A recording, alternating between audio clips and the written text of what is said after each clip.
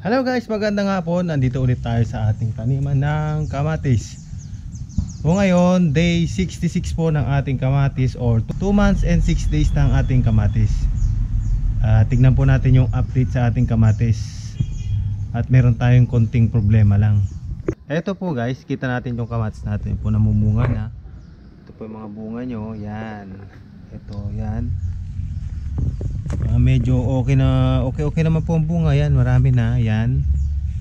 Tsaka ito, yan o, yan. O, yan o. Yan guys, o yan. Daming bunga na rin. Ito, kukunti po ang bunga. And then ito, kukunti rin. Ito mga tumayabong, pero yun, kailan pa yung bunga. Ito po guys, meron din po yung maraming bunga o kagaya yan. Yan, i-close up natin. Yan, meron yan, may mga sakit-sakit po. Yan. Sa tingin ko to, mapit ng magmaniba lang yan. Kagaya nito, yan. Ito guys, medyo maraming bunga itong puno ng kamatis na to. Yung sumunod, medyo marami-rami rin yung bunga niya. Sumunod, okay din. Susunod na row. Ito medyo okay din po yung bunga na. Ito sumunod, ito medyo marami rin hanggang dulo po. Papansin nyo po, kagaya nito, ito po, halos yung tangkad na natin yung puno ng kamatis natin, tumangkad sila. Yung wire, mataas na rin, tingnan nyo, mas mataas na sa akin yung ginawa nating wire. Dito po sa pinakadulong linya, ito medyo mahina-hina po yung mga kamatis dito. Ito po yung mga kamatis natin na nagkasakit.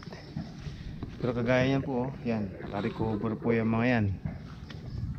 Ito lang po guys, may napansin lang po tayong problema dito. Hanapin natin. Ito po guys, nakita po natin. Pansin nyo po yan, no?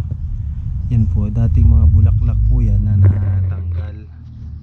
Yan, medyo marami-rami po yung mga nalalaglag na bulaklak dito sa ating mga kamatis. Kagaya po nito, ito medyo marami-rami po yung nalaglag. O yan. So, tatanong lang po tayo sa mga nakakaalam, mga expert at naka-experience niyang magtanim ng kamatis. Ito pa po yan. Kung ano po yung magandang i-apply dito.